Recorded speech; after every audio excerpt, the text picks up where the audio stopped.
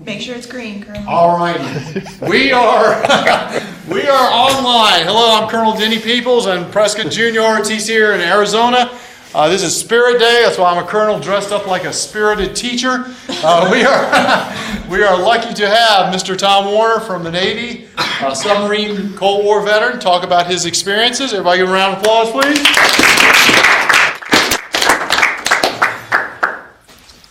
All this buildup, all these young people, including your leaders. Good morning. Morning, sir. Military-wise, my name is Warner, Thomas Dewey, ICCSSUSNRET. We need to write that on the board. I didn't even get that myself. Why don't you write that on the board there in the middle so I can see what you're saying. I didn't even do that.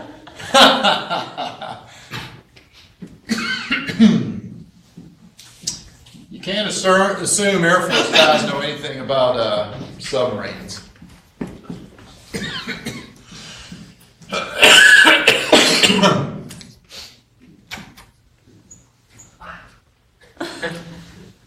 Quite the title. Yeah, we don't have to test on that. All right, explain what Warner, all that means. Thomas Dewey, that's my name, okay? That's what was given to me by my mommy and daddy. ICC, Interior Communication Electrician, C is Chief. Pay grade E7, okay? I don't remember what the Air Force equivalent is, but that's okay, I don't really care anymore.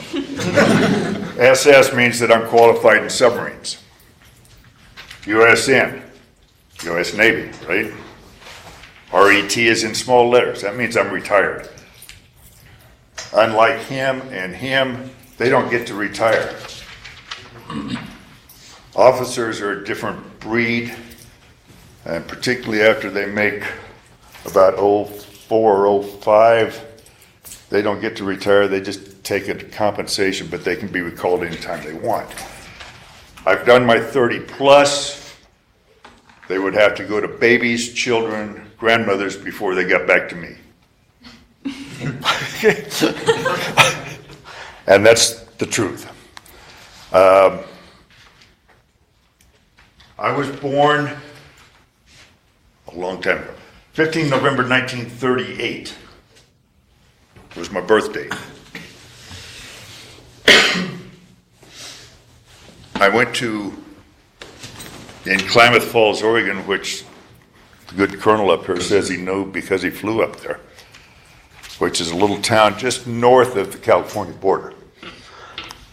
You have a ripe age of 5, that'd be 1943 if you're counting real close. If you remember rightly, we were in the middle of a war, if you remember your history. My dad left up there, went down and started building ships in San Pedro, which is a suburb of Los Angeles, where because there was 3 of us kids and he was building ships for the military, he was deferred from the draft. So he didn't have to go in and play silly games. But my mom says that towards the end, because they were done building ships, because they were finally caught up with everything that were going on, Dad was, in fact, reclassified to 1A. But the war ended, so they didn't call him up. But that goes without any saying. Okay. I graduated from high school in 1956. They were just starting to build the Harbor Freeway in Los Angeles. Anybody been to LA? You know where the Harbor Freeway is? No. It runs from downtown out to San Pedro. At the time, it was 2 lanes both directions. It's now 8 lanes both directions. And still getting bottlenecks. Okay. Then Harbor Freeway was the first one, actually, in Southern California. Now, unless you want to count the Pomona Freeway, which nobody really does anymore. Anyhow, probably in grade school, 7th, 8th, 9th grade, somewhere in that neighborhood, I decided I wanted to go in the Navy and be a submariner. I wanted to be a chief. I've accomplished that. One of the things is that I knew that I didn't need a college education for what I wanted to do. So I didn't go to school at that time, or on to school, I should say, because there was no need for it. It was a waste of time and money. I knew where I wanted to go, I knew what I wanted to do. Unlike my number 2 son, who wanted to fly. He wanted to be naval air. Didn't make it, but he did become Army air. He retired as a W-4 helicopter pilot about 3 years ago, which is equivalent to major for benefits. So maybe someday, maybe you guys want to get him in here, because then he can talk about something different. But, you know, he lives over in Victorville. Anybody know where Victorville is? Barstow? You guys have to get out of here? I tried to warn you, but you didn't listen to me. Barstow is about halfway between LA and Vegas. It's at the 1540 split. Okay? You know your highways around here. You don't know your highways. They've never been out of Prescott. All right. Tried to warn you, sir. That's okay. I want you to think about something. Interstate highways in the United States. Odd number highways go which way? Left. Odd number. South. West. Nope. East. Odd numbers go north and south. Even numbers go east and west. Nice with them. Always. Always. Okay? Generally speaking, a 3-digit, 805, 405, 205, 303, whatever, are bypasses around the main road. And they go from one point to another and tie right back in again. Am I losing anybody? I'm trying to give you a little geography and a little history here, guys. Anyhow, Barstow's about halfway between LA and Vegas. You guys know those 2 points, right? Out there in the middle of the desert, out there where it's hotter than it is here. They are high desert, the same as we are. About 4,500 feet, so once in a while they do get snow down in there too. Anyhow, I went in on active duty in 1958. Stayed in until 1980. 22 and a half years. If you look at my DD 215, which is your piece of paper that tells you your service and records, what you did and where you were, and says I did 22 years, 6 months, and 15 days. If you're going to be enlisted, you might want to remember that 15 days. Even if you're an officer, I think you want to remember that. Anything over 1 day, 6 months and 1 day, that counts for a year. So I'm drawing pay for 23, which is 2.5 points a year, so I'm getting 57.5% of my base pay at that time. If that had been less than the 6 months, I would have only gotten 55%. So you want to think about these things as you're going through. Don't cut yourself short. If you can. But it's something you got to consider. When I was getting out, or knew I was getting out, or thinking I was going to get out, I started looking at the job market on the outside. And I says, my high school education from 24 years ago might need some updating. So I went out and got my bachelor's degree. I graduated from college the same month I graduated from the Navy. July 1980.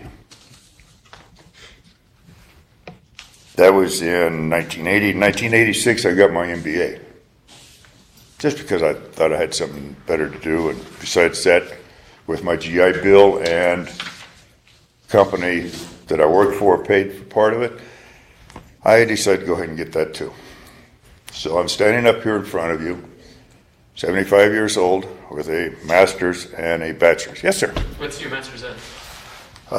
Business administration with an emphasis in telecommunication management. Which is, you know, there again, that was in 1986. This stuff over here is still ahead of me. It's way beyond anything that I knew. When I started out in the Navy in 1956, we were still playing with vacuum tubes. I don't know what that means. Tell me about Well, I'm going to. Actually, I'll bring it. Vacuum tubes are devices, some small, some large, but these were the predecessors of transistors. They don't know what transistors are. Yeah, they do, but they just don't know it. On your handy dandy telephones in front of you there. What he's saying is this stuff right here is basically an on-off switch, on-off, you know, zeros and ones.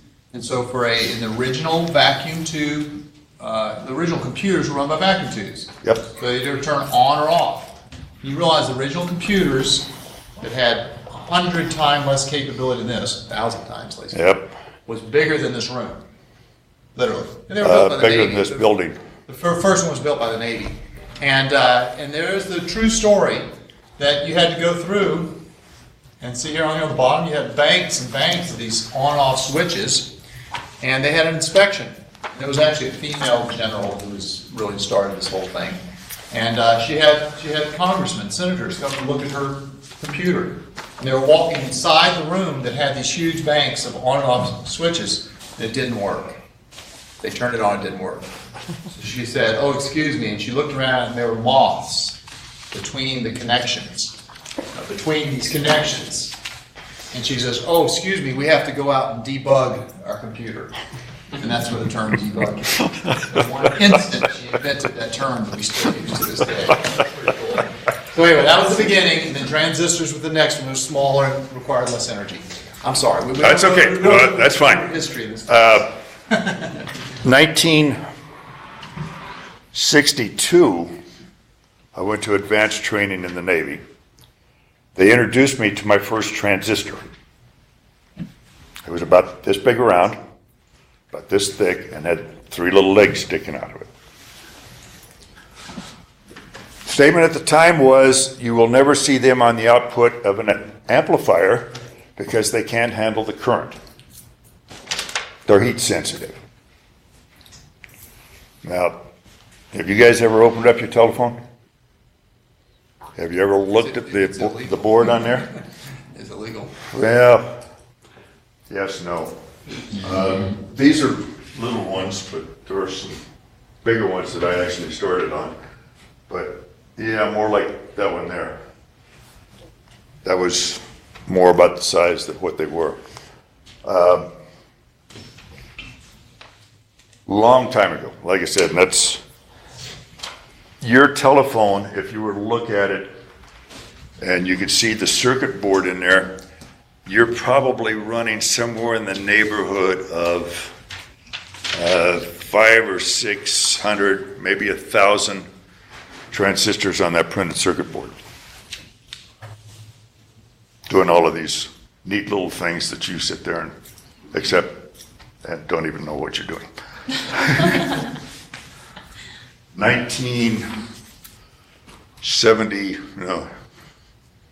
78, 79, when I was doing my bachelor,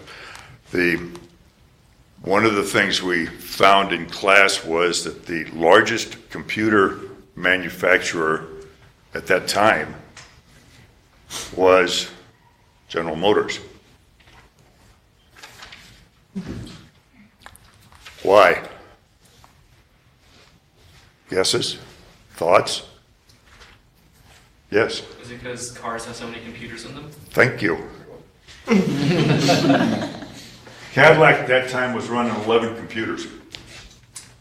One of which was set to tell you whether or not you need to put your convertible top up if it got too wet. There was actually a sensor to tell you whether or not you need your top up. And they were running 11 computers just on this one car. Now, everybody doesn't think of these as computers, but that's all they are. They're on-off switches, they're sensors, that's what they do. Pure and simple. Things have changed. Have you tried to get your car fixed lately? No? Good, don't.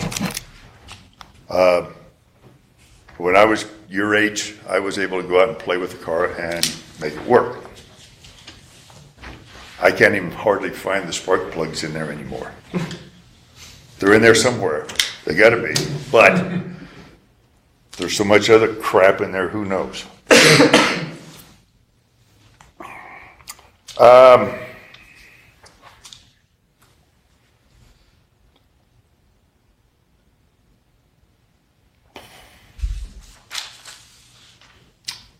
How about, I'm why thinking did you here get for a in the minute. military?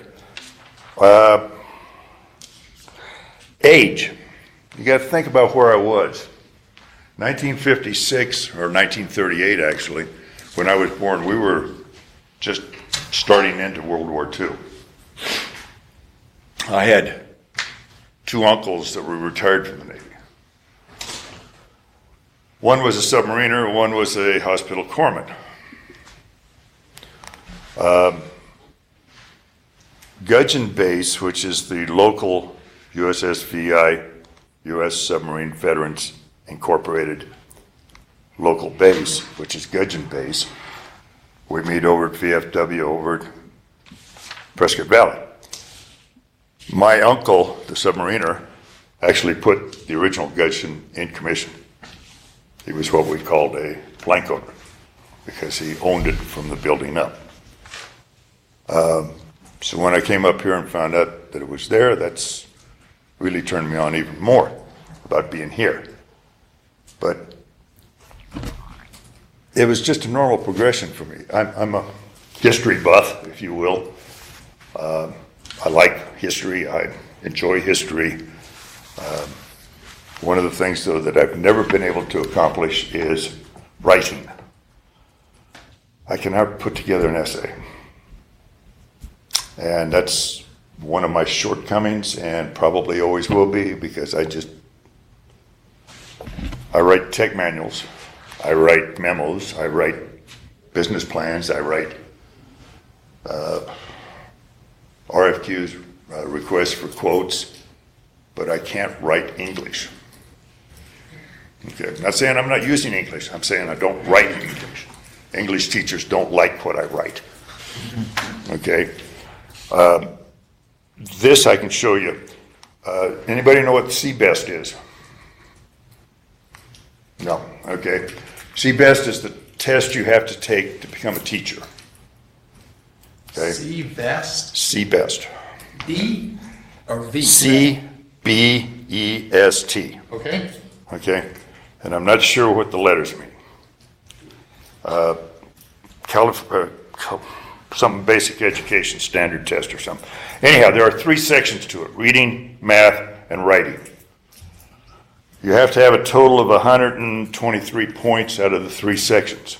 You got to have 41 per section in order to pass this silly thing so that you can stand up here and be a teacher all day. Okay? I've got 67 in reading, 68 in math, and the best I've been able to do in writing is 33. Like I say, I just can't write for these college people. English teachers and me just don't get along. But that's the way it goes, okay? My math and my reading, great, I can handle that, no sweat. All right, now, I'm looking at my time too, so we can go on from there. Is there any questions at this? Well, what submarine were you on? Can I pull Okay. up a sub here and show them what a sub looks like? Sure. Which one of the 41? USS Catfish was my first one. USS Catfish, like Yep. it sounds? Yep, just like it sounds.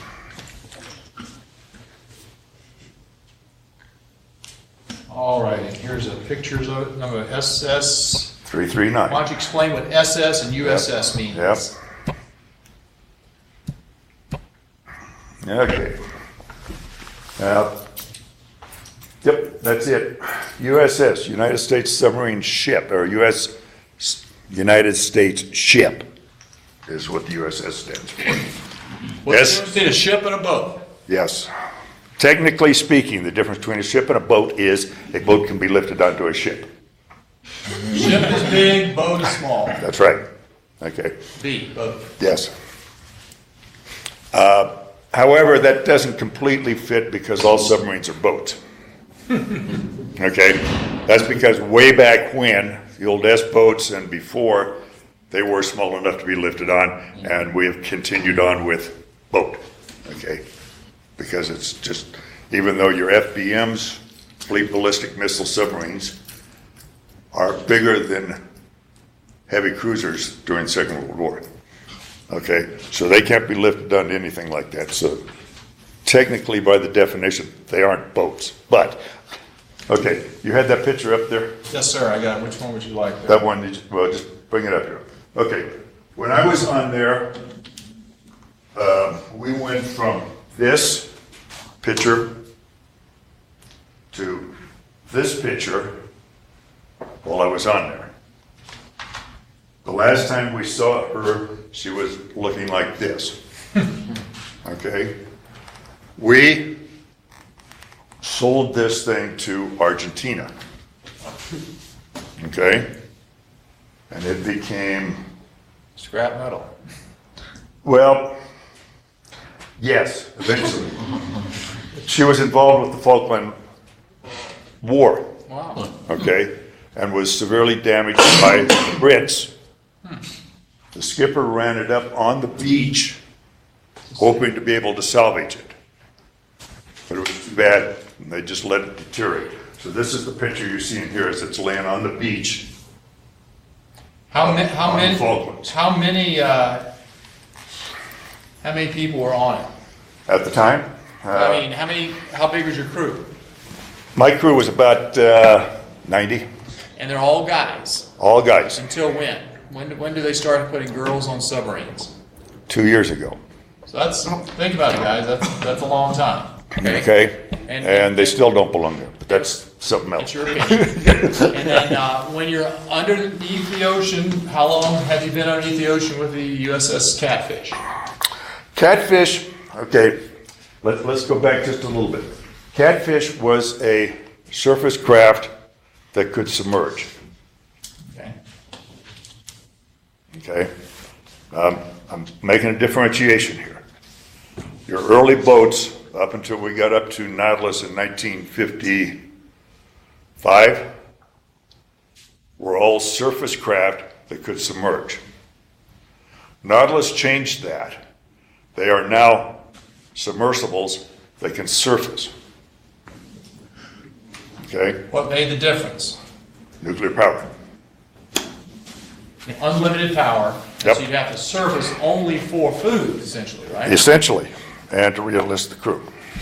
Okay, so this is Basically. a picture of a Nautilus. So how large is the crew on a Nautilus? I'm thinking around 110, maybe. So not, pretty much the same Pretty much the size. same, yeah. We're pretty stable size-wise that way. It's a matter of how much equipment we have. But, yeah, the Nautilus was the first nuclear-powered vessel, okay?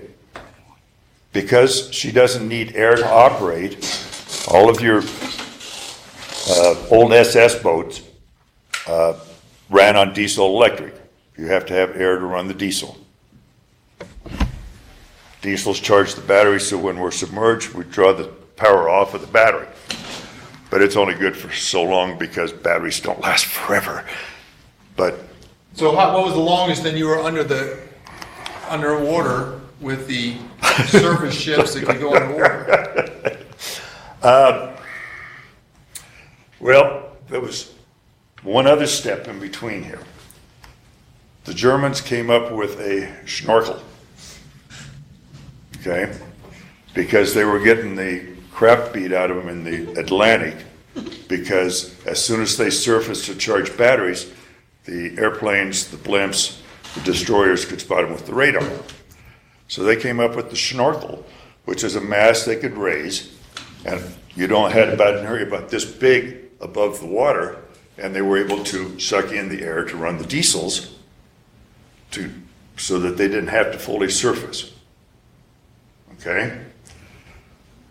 So Catfish had that configuration. That was part of the Guppy 2 configuration that went in 1958, 57. They went through and converted a bunch of the boats. So snorkeling, we could go 30, 40 days without ever surfacing. Okay? On a pure, straight, electric boat, 48 hours is 48 to 50 hours, 60 hours is about max you could go without surfacing. Now, your question is, how long was I underwater? The way these things are built, as soon as you drop down the hatch onto the main deck, inside, you're underwater. The water is above your head because of the configuration. What you're seeing above here on any of these is nothing but superstructure. Have I lost you? Everybody with me? So you would go months and months without seeing the sky. Yep, What's the longest you went without seeing the sky? 58 days. 2 months. With 90 of your best friends. Yep. Yep. Guys. Okay, and on the diesel boats, we had evaporative stills, which is what made water. Generally 2 of them. About half the time, only one of them is working. Okay? Primary concern for water is the battery. Got to keep the battery watered. After that, then we get permission to take a shower. Maybe. Okay? So not only 90 guys, 90 guys without a shower. So what's the longest you've been without a shower then? 20 days. In an area, guys, that is like this. Okay, I'm just here to tell you. Did you have, I'd heard the rumors of hot bunks. Do you have hot bunks? Oh, yes. Oh, yes. Generally speaking, okay, 80, 90 guys on board with 70 bunks. 70. Gosh. Okay? So when you jump out, Brandon, I jump in. There's 3 watches, right? Make sure Three section watches. So 3 of you are sharing 2 bunks. Whoever's up makes out, he's out. The other 2 are laying down. 4 on, 8 off, if you're lucky. I've done a lot of port and starboard too, which is 4 on and 4 off. What do you do when you're off? You sleep, right? Maintain equipment, Still working. qualify, sleep if you can, Play cards? play cards, pinochle, maybe. Depends upon how wet it is, because if the air conditioning's not working, did you ever play cards with damp, sticky cards? You take the card deck, you throw it out on a mattress, sprinkle some talcum powder on them, and flip them around a little while so they get slick again so you can play with them a little while. Do you have a disability because your nose goes bad underwater? No. Think of the smell. Yeah. I'm going to ask a question and I don't really want an answer. Do any of you smoke? Okay, that's fine. Like I say, you don't have to answer. Back in the day. After about 18 hours, the atmosphere becomes so unoxygenized, if you will, CO2 builds up. You can't even light a match to light a cigarette. So lower, because people would smoke in the old days, people would smoke in this container. Well, just breathing. the sheer fact that there's 90 of you in there breathing, okay? You've got a tube that's 22 feet in diameter and 250 feet long, and you got 90 people shoved in here, okay? Along with all the equipment. You've got things still running, so everything's using oxygen, all right? To sustain light, match, whatever, you've got to have at least 17% of oxygen. Your normal atmosphere is 18.5. That's what you're breathing right now. 18.5 to 19. So you drop down to 17, 16.5, you're starting to have trouble breathing, You're hypoxic. et cetera, et cetera. Your brain function starts going down. Think about it. Like I said, you can't even light a cigarette because there's not enough oxygen in the air to sustain the light. Okay? Like I say, I'm not picking on you smokers. Have a ball. I smoked for many years. But you have to smoke right when you get underwater. You can't smoke. If the engine's running, you can smoke, okay? Uncle in his omnipotence and wisdom now has decided that you can't smoke anywhere on a submarine, period. He's decided that because he's super smart and he makes all these intelligent decisions.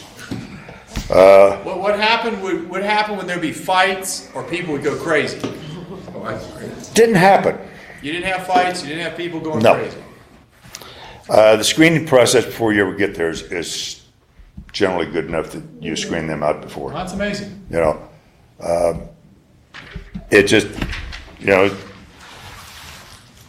it's an entirely different life. You have to be ready for it.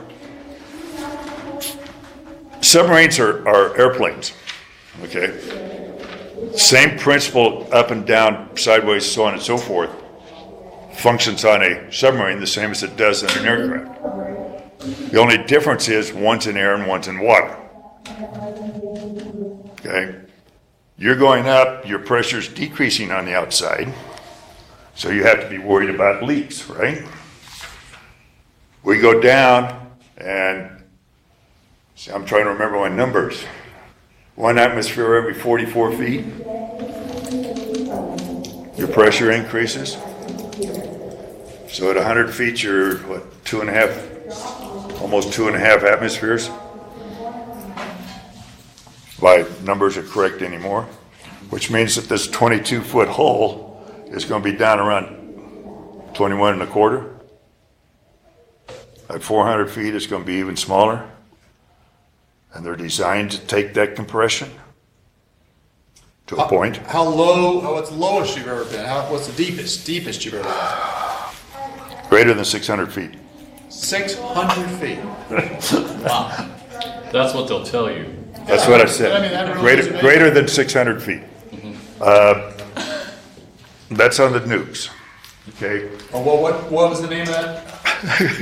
Submarine? USS Plunger or Hawkbill, either one. Plunger? Plunger. SSN 595.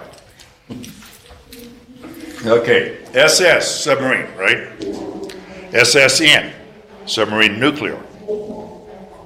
SSBN, submarine ballistic missile nuclear. You with me? I haven't lost you yet, huh? Okay. I was looking up here at this picture. Doolittle Raid. Anybody here tell me how many are still left? What are? Doolittle Raiders. How many Raiders? How many? How many? Anybody? Just had it, guys. 4. 2. 4. Is it down to 2? Yeah, we just had it on our. Okay, yeah. last I saw was Other 4. class had it on. Okay. Going on the class. And they're about to open their bottle of brandy. No, they did. They got their last Okay. week. It's all line. Yeah. All right, last I heard they were going to have a quiet one this year because they had the big one last year and they were going to do a quiet one this year and not worry about it and do it then. Okay, like I said, just a little reminder of history. Those planes were never designed to take off on a, 600-foot ramp? Which is basically what they were looking at. Which one you got up there, boss? Whatever you'd like. I thought you were gonna pull up plunger or hot. We've already done this here. Okay, go inside. Yep. What is the biggest challenge to serving underneath, serving on a sub? Okay. Getting along with people. Plunger is a nuclear powered submarine, okay? You notice the teardrop shape here. That's okay. All right. It's more teardropped so we can get greater speed. We can actually go faster underwater than we can on the surface. Okay? It's using HY80 steel, which is a type of metal, and it's 1.25 inches thick, if I remember rightly. So the compressibility of it's greater than what we had on our 7/16 or 9/16 inch hulls on Catfish. So we went deeper. USS Hawkbill, which is the next generation of these, had HY90 and was 1.5 inches thick. And we could go deeper and faster. One of the things that is of concern with all of us riding the boats is quiet. You can't kill something you can't see or hear. So one of the biggest leaps forward between the diesels and the nukes was sound isolation of all the equipment. The steam turbines, the gears, all of the rotating equipment is all sound mounted. You're used to radar blips and your stealth missiles and planes and whatnot, the size of a bumblebee for a 114. If we were that big on a sonar scope, we would be dead. Okay? Because here again, sonar, you're listening to radiated sound, you want to get it small enough to where you can't do anything. Okay? So you need to get that down as far as you can. So like explain about how you stay quiet. Like I said, the big thing is sound isolation. The decks are all isolated from the hull with sound mounts, so we're not transmitting anything out at them. All of the rotating equipment is on rubber shock mounts. We have markers on each one of them, on each end. Quarterly, we go through and take sound samples to see if the bearings are going bad, maybe, or is putting out some other sounds, and we keep a log of the sound noise that they're putting out so we can detect if there's going to be a problem. One of the loudest sounds in the world for me is quiet. Everywhere you go, there's ambient noise. If you lose that ambient noise, that will wake me up faster than anything in the world. It's abnormal. We were up at Great Lakes Naval Training Center, north of Chicago up there in the middle of winter. You think this is cold, guys? This is nice and warm. Trust me. 3 o'clock one morning, I got up out of bed, started roaming around the trailer we were living in, looking out over the trailer park, and about 3/4 of the lights were on at 3 o'clock in the morning.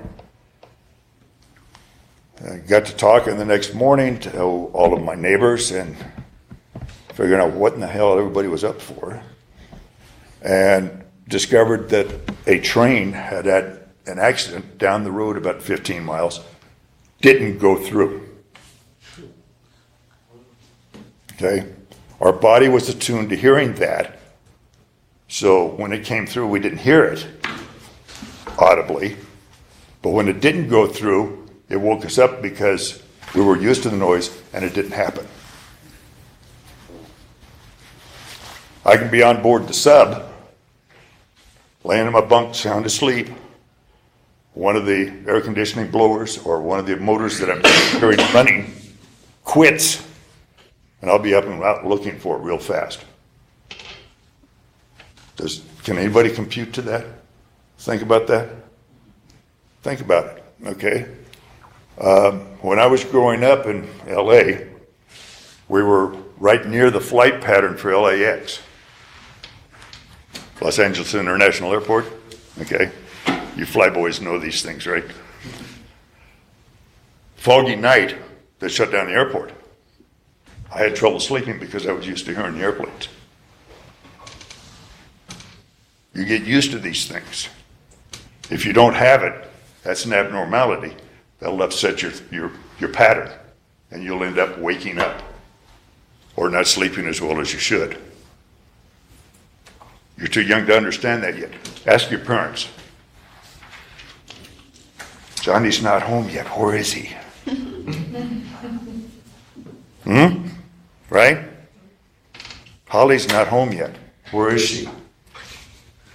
I'm just, I'm not picking on anybody. I'm just, these are the things that you train your mind to hear or not to hear. And if it's not there, then it becomes very audible. And will disturb you more than it running, if you will. In my house, my heater comes on at 6 o'clock in the morning, if it needs it. I can be laying there in bed. I know what time it comes on. When I hear it come on, I can say, okay, it's sometime after 6 o'clock. Goes off at 10 o'clock, so I know I'm not going to hear anything else in between. But your mind gets used to these noises. You can tell time by it, and your body attunes to it. And this is one of the things you learn whether you're flying an aircraft or a submarine. Sir, did you get in trouble if you were loud on the submarine? You got shot? No.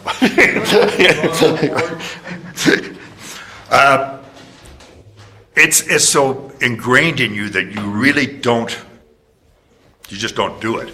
It's just... What was the most, was there a particular time in your career that was the scariest or most frightening, or y'all ever have any emergencies or fires or anything like that? I woke up one morning in the bunk behind me. There was a girl. I wish. Frightening. It was frightening. This was on Catfish. And they had lost control of the depth angle and took about a 15 degree, about almost 20 degree up angle. Fortunately, it was up and not down. Yeah, that's good, isn't it? Okay. But I was sleeping on the bottom bunk and ended up in the bunk behind me, which was a mess in and of itself. But then I spent the next 8 hours, the Gyro Compass, the old Gyro Compass, floated in a bath of mercury because it has no surface tension to speak of, so it's rather free to move around. So it slides around in this bowl of mercury. The angle was such that we dumped all of the mercury. Oh my gosh. Sir, we have about 2 minutes. Yeah, no, I was watching my time. 2 minutes. Watching my time. So, like I said, that was one of my hairier moments. That's not good. Like I said, it took a little while cleaning up the mercury, and that must be the bell. Any other questions, real quick? Seriously? No? All right, thank you very much for coming. Room 10 high. Dismissed. Go.